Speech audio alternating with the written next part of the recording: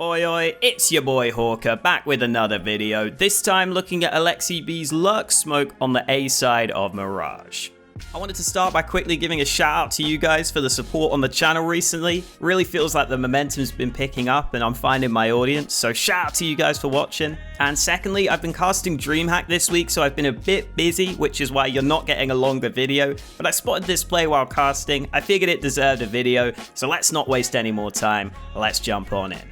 We're going to start with Aleksib's POV for OG against Complexity, and part of the reason why I wanted to show you guys this smoke was that it's definitely something you can use at home in your pugs, it's definitely something you can mainly just do by yourself. So Aleksib positions himself on the right side of this back ramp wall, and then goes for a walk throw forwards with his crosshair here. And this creates a nice little lurk smoke that he's able to jump up behind, and to begin with, just hold CT and clear out some angles on sight. As soon as he sees that no one's fighting him, he knows there's only a few spots the CTs can be left in, so he mollies out triple, and he gets a pretty easy kill onto Rush. Aleksib does end up getting traded out in this instance, but just getting that first kill is so valuable to allow your teammates to have information as to where the other players are positioned, and to just draw the attention away from your teammates. Another advantage of this smoke is that there's two options you can work with. You can either choose to run up to Tetris, or you can choose to try and use that one way on the Palace side. And you can see from Rush's POV, he stays much more focused on the Tetris side throughout, and he doesn't even seem that aware that someone can peek on the right side of this.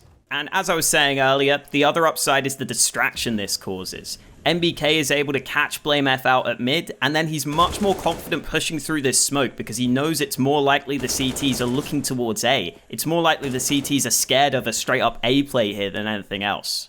And this is despite the fact that it's actually only Aleksib and Issa who are in towards Ramp and Palace. There's no one else here from OG, but Issa's able to just sell the pressure enough to keep the CTs focused on him, and it ends up turning into a pretty easy round win for OG, with the help of some good team play, some good timings, and a good solo play from Aleksib. This second example is the one that really sold me on this though. You're going to see at the start of this round, Aleksib saved an AK from the previous one, and the rest of his team are on an eco, so it's basically all on him to get something done in this one. Once again, the Fin throws a pretty similar lineup on this smoke, which I don't think you have to be too accurate with, but this time round he's able to hold down this player at CT, and then he's able to get a kill onto the man at triple and the man up close as well.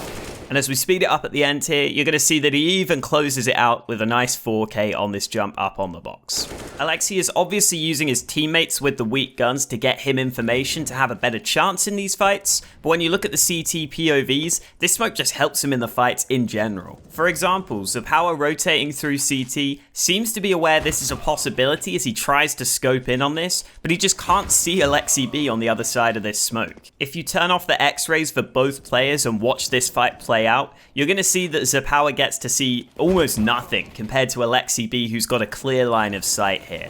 Sometimes the smokes in GoTV can be a bit off and can be in slightly different spots as to where they actually are at in the game, but I think this is a pretty good indication of why Aleksib is able to get the drop onto Zapower here, considering he scopes on this angle and seems to be ready for it. It's also worth looking at the other CT's perspectives, since if you have one AK saved and you're running into 3 players on a bomb site, you really shouldn't be winning it often. Jerry decides to try and spam through the smoke to begin with, and then has to be aware of a bunch of these other angles. First looking at Palace, then trying to look at the pistol players, and he ends up just getting distracted and never really sees Aleksib.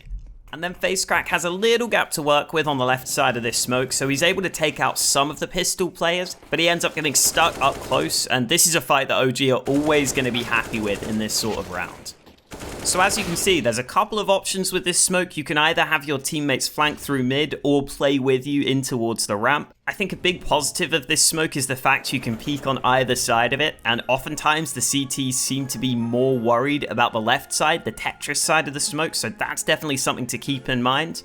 And for what it's worth, in that last game against Fours, OG went on to win 16-14, and that round win there with the low buy, with only having the 1 AK, really turned the tides for them. So that was a huge round that probably won them the game. Anyway, definitely something you guys can try at home. Thank you guys for watching, I hope you enjoyed, and I'll catch you next time.